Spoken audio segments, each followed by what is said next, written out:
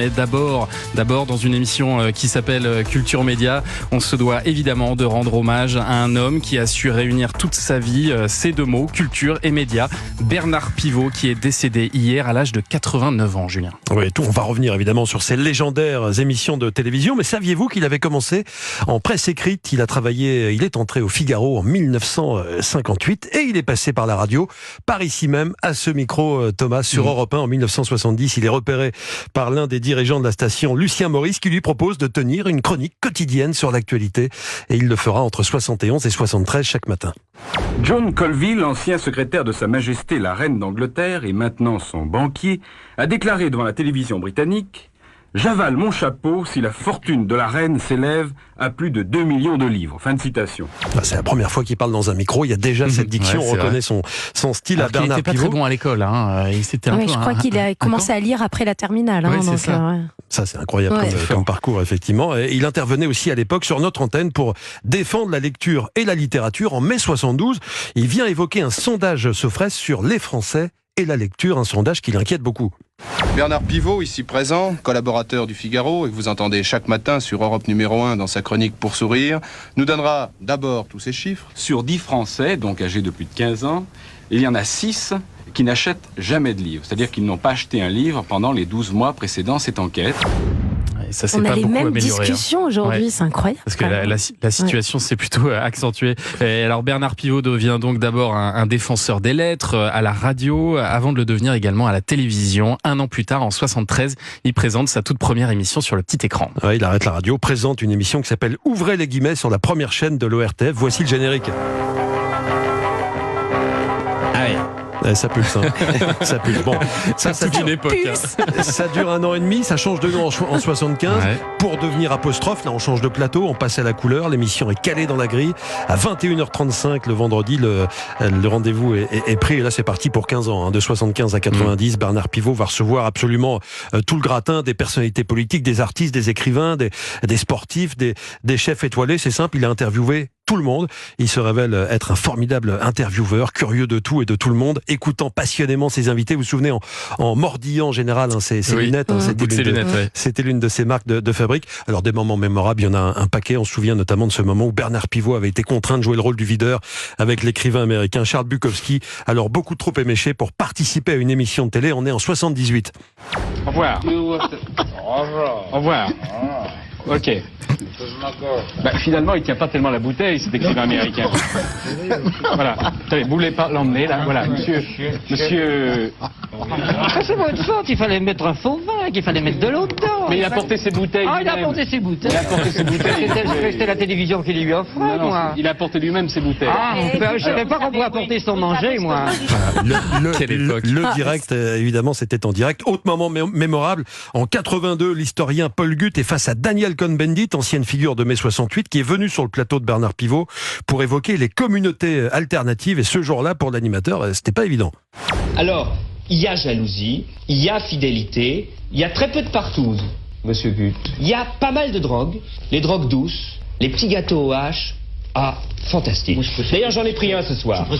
Fantastique, je vous dis. Moi, je me sens en forme, décontracté. Ça va très bien pour moi. Paul Guth a pris un beefsteak, il est en pleine forme. Moi, je défends à fond, et dans ces communautés, c'est une valeur. C'est les drogues douces.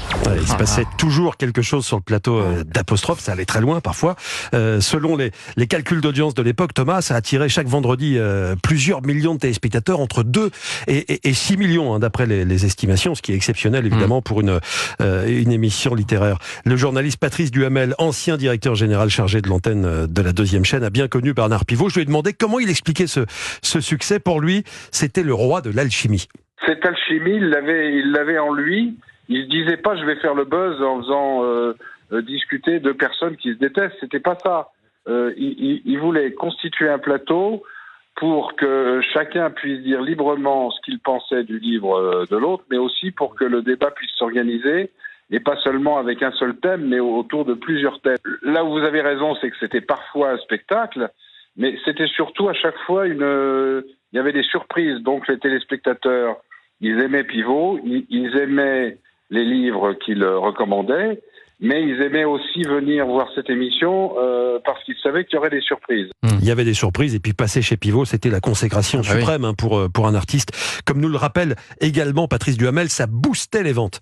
Et puis il se passait quelque chose de formidable.